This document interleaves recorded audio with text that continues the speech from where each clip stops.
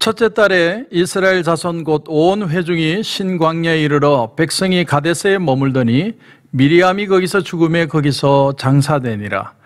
회중이 물이 없으므로 모세와 아론에게로 모여드니라.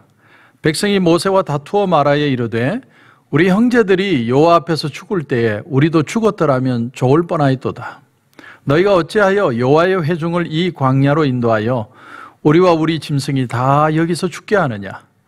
너희가 어찌하여 우리를 애굽에서 나오게 하여 이 나쁜 곳으로 인도하였느냐?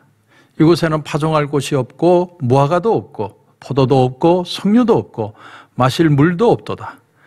모세와 아론이 회중 앞을 떠나 회막문에 이르러 엎드리매 여호와의 영광이 그들에게 나타나며 여호와께서 모세에게 말씀하여 이르시되 지팡이를 가지고 내 형 아론과 함께 회중을 모으고 그들의 목전에서 너희는 반석에게 명령하여 물을 내라 하라. 내가 그 반석이 물을 내게 하여 회중과 그들의 짐승에게 마시게 할지니라. 모세가 그 명령대로 여호와 앞에서 지팡이를 잡으니라. 아멘. 오늘 말씀의 1절을 다시 보니까 첫째 달에 이스라엘 자손 곧 온 회중이 신광야에 이르러 백성이 가데스에 이르더니 미리암이 거기서 죽음에 거기서 장사되니라. 자, 놀라운 사실은 이스라엘 백성들이 38년 전에 뺑뺑이 돌던 바로 그 출발 지점 가데스 바네아로 다시 돌아왔다는 거예요. 참 이게 기가 막힐 일이죠. 그리고 거기서 미리암이 죽었다. 미리암이 죽었다. 이건 우리에게 많은 걸 시사해 주는 내용입니다. 미리암이 누굽니까? 미리암은 홍해를 마른 땅과 같이 건넜을 때 하나님 앞에 춤을 추며 쏘고치며 하나님을 찬양했던 여인이죠. 그런데 또 한때는 교만해서 아론을 충동질해서 모세의 리더십에 대항하다가 문둥병이 걸렸던 여인입니다. 모세가 120살 정도 됐으니까 미리암은 약 130살 정도 된 것 같습니다. 그런데 미리암이 거기서 죽었다. 우린 여기서 하나 깨닫는 사실이 있습니다. 그것이 뭐냐면 참 많은 걸 사람들은 이루고 많은 걸 내가 잃어버렸다고 생각하지만 결국 우리 인생은 마지막에 한 줄 남기고 죽는 인생이라는 거예요. 이 세상을 떠나면서 우리는 많은 걸 남긴 것 같아도 사실은 한 줄 인생이라는 거예요. 미리암이 죽었다. 그러므로 우리에게 정말 중요한 건 뭐냐면 내가 죽은 뒤에 사람들이 나를 기억할까 아닐까가 아니라 나는 이 세상을 떠난 뒤에 하나님께 기억되는 존재가 될 수 있을까 하는 것입니다. 이것이 너무나도 중요하다는 사실이죠. 주님은 죽음을 잠으로 묘사를 합니다. 주님이 나사로의 죽음에 대해서 요한복음 11장 11절에 보면 우리 친구 나사로가 잠들었도다. 죽음은 마치 잠자는 것 같다는 거예요. 내가 눈을 감고 뜨면 하나님 나라라는 겁니다. 그런가 하면 죽음은 하나님이 우리의 영혼을 도로 찾는 것과 같은 것이다. 그래서 예수님이 부자에 대한 얘기를 하면서 자기만을 위해 사는 부자에게 오늘 밤에 네 영혼을 거둬가면 네 모든 것이 모은 것이 네 것이 되겠느냐. 하나님은 영혼을 다시 찾는 분이다 라는 것을 그 어리석은 부자를 통해 주님이 가르쳐 주십니다. 이 출애굽을 세대를 대표하는 거의 마지막 인물이 바로 미리암인데 미리암이 38년에 거의 가나안 땅에 들어가는 끝자락에 세상을 떠납니다. 이스라엘 백성들은 원튼 원치 않던 하나님의 말씀을 따라 여기까지 왔고 그 결과 38년이라는 세월이 지났는데 그런데 놀라운 사실은 그들이 이 땅에 다시 돌아왔을 때도 여전히 그들의 성품은 하나도 변하지 않았다라는 거예요. 한 세대가 가고 이제 이민 2세가 자라서 그 자녀 세대로 세대가 바뀌어 갔는데 그런데 그들은 변화된 게 아무것도 없었다. 오늘 4절 5절을 보십시오. 너희가 어찌하여 여호와의 회중을 이 광야로 인도하여 우리와 우리 짐승이 다 여기서 죽게 하느냐? 너희가 어찌하여 우리를 애굽에서 나오게 하여 이 나쁜 곳으로 인도하였느냐? 이곳에는 파종할 곳이 없고 무화과도 없고 포도도 없고 석류도 없고 마실 물도 없도다. 이스라엘 백성들은 아무리 광야를 뺑뺑이 돌아도 아무것도 해결된 것이 없는 그 현실에 절망하고 있어요. 너무너무 절망하는 거예요. 도대체 우리 눈에 보이는 내가 펜스 치고 내 집 짓고 농사 짓는 그때는 언제 오느냐는 거예요. 이들의 목표는 오로지 그거밖에 없습니다. 우린 지금 광야에 있고 아무것도 가진 게 없다라는 거예요. 20살 때 원망하던 사람이 60이 돼서도 똑같은 원망을 하고 있는 거예요. 여러분 한번 상상을 해보십시오. 우리가 늘 그렇죠. 우리는 원망과 불평이 익숙합니다. 그러나 돌아보면 우리는 배굶지 않고 오늘 살아가고 있어요. 내가 많은 걸 얻기 위해서 막 애달파하고 갖고 싶어서 애를 썼지만 돌아보면 하나님이 채워주셨어요. 하나님이 그때그때 은혜 주시고 채워주시고 만족해 주셨습니다. 그것이 오늘의 우리의 현실이죠. 하지만 우리의 불만은 뭐냐면 우리가 보고 있는 그 고를 향해 내가 가고 있는데 그걸 쥐지 못한 것, 그것에 대해서 답답함. 오늘 본문을 보면 이스라엘 백성들은 38년 전에 했던 물에 대한 불평을 똑같이 또 합니다. 오늘 이 본문을 통해서 또 하나 깨닫는 사실은 사람은요, 불만이 터지면 그 하나만의 문제를 가지고 불만을 터뜨리는 게 아니라 그동안 누적된 불만이 다 터진다는 거예요. 자, 우리가 주의해야 될 건 뭐냐면 바로 이 문제지 전체가 아니죠. 지금 물이 없으면 모세에게 와서 우리가 지금 물이 없습니다. 목이 말라서 참 힘듭니다. 이 문제를 좀 해결할 방법이 없을까? 그래 얘기하면 그것은 죄가 아니죠. 없는 거 없다고 얘기하는데. 그런데 그것이 아니라 그들은 분노를 하면서 옛날 것까지 죄다 다 튀어나왔습니다. 애호금 나온 지가 38년이 지났는데 아직까지 무엇 하나 얻은 것도 없고 왜 광야를 뺑뺑이 돌아 또 온 자리에 우린 또 와야 하느냐. 불만이 터져 폭발을 합니다.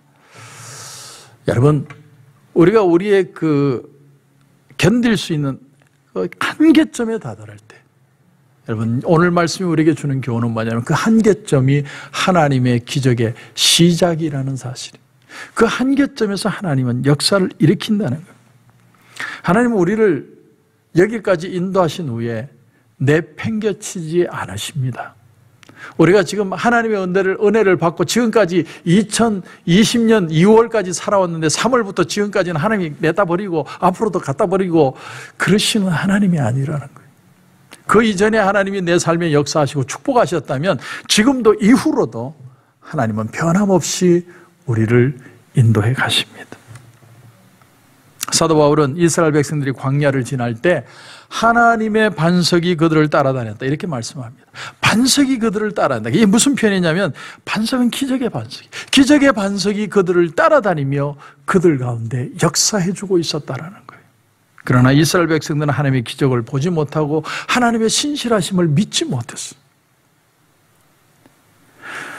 그러면 왜 이스라엘 백성들은 하나님을 그렇게 끝까지 믿지 못했을까? 38년이 지났는데도 왜 하나님을 못 믿었느냐? 이유는 하나입니다. 자기 자신을 봤기 때문에. 자기 자신. 여러분, 우리가 우리 자신을 보기 시작하면요, 한없이 못나 보이고 답답해 보이고 초라해 보이고 그래서 좌절과 절망에 빠지기가 너무 쉬워요. 내가 나를 보면 너무 부족한 거예요. 그러나 눈을 들어 하나님의 인자하심을 볼 수만 있다면 하나님은 그럼에도 불구하고 우리를 끝까지 인도해 가시는 하나님의 선한 손길을 느낄 수밖에 없다라는 거예요.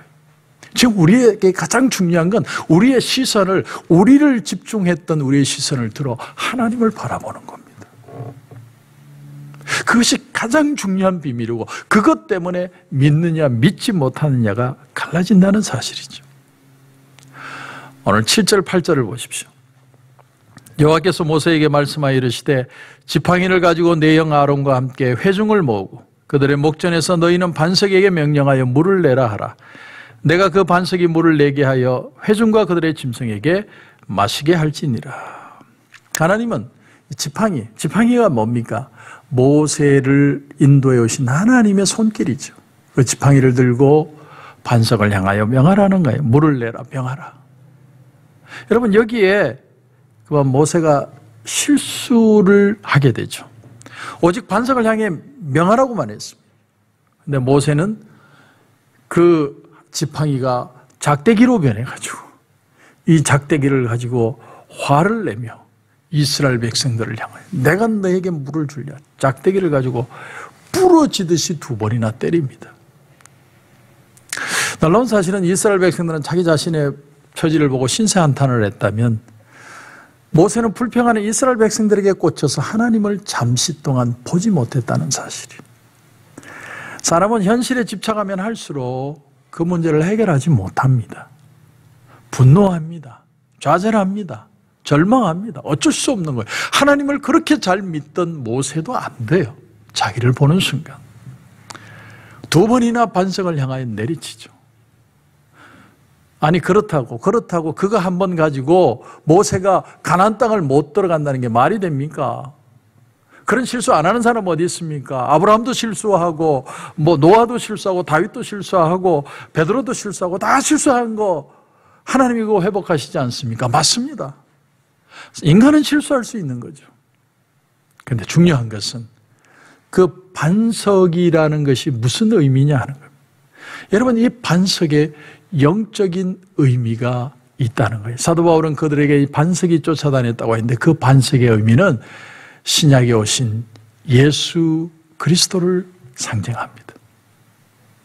네가 예수를 믿고 믿음으로 선포하면 하나님이 기적을 보여주시겠다는 말씀인데 짝대기를 가지고 2번을 반석을 쳤다는 건 예수님을 하나님의 은혜를 신뢰하지 못하겠다는 것이죠.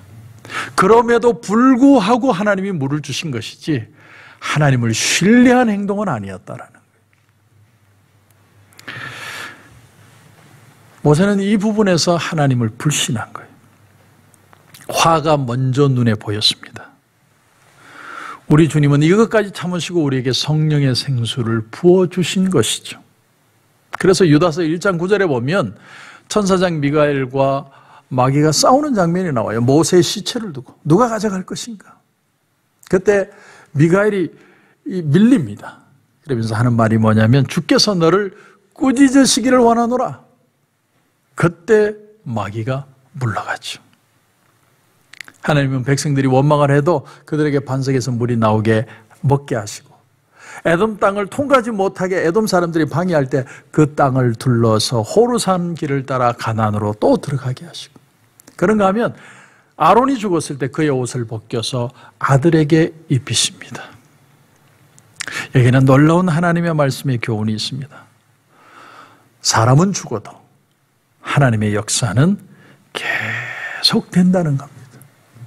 여러분, 하나님의 역사는 우리 인간의 변질에 의해서 변질되는 게 아니에요. 하나님의 말씀은 영원 무궁토록 영원히 우리를 인도해 가십니다. 우리에게는 어려움이 있고 사별의 아픔이 있고 산길을 가야 하는 고통이 있고 눈물이 있고 고통이 있지만 하나님은 여전히 우리를 인도하시고 세상의 시험과 환난과 어려움 속에서도 결국은 우리를 천국으로 인도하실 겁니다. 그분이 우리의 하나님이세요. 우리의 본향은 하나님 나라죠. 그 하나님의 나라를 향하여 우리는 나그네 길을 가고 있습니다.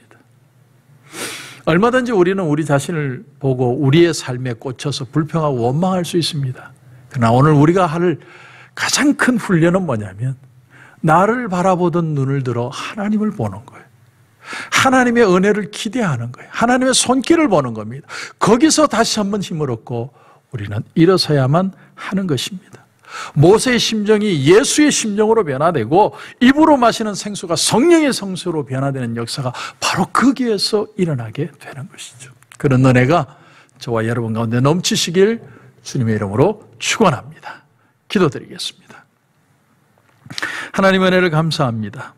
모세는 이스라엘 백성들이 원망하고 불평할 때 그만 그 불평에 꽂혀서 작대기로 2번이나 반석을 칩니다.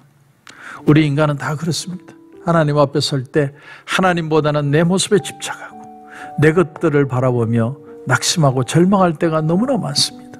하나님, 그러나 다시 한번 눈을 들어 하나님을 바라봅니다. 하나님의 은혜를 붙들고 일어서는 귀한 하루가 되게 하시고 이 은혜의 소망을 가지고 끝까지 끝까지 달려가게 하시고 가장 힘든 그 순간이 하나님의 반전의 역사가 시작되는 순간이라는 것을 우리가 말씀을 통해 배웠습니다. 하나님의 기적을 경험하는 우리 성도들 다 되게 하여 주시옵소서. 주님 은혜를 감사하며 예수님의 이름으로 기도드립니다. 아멘.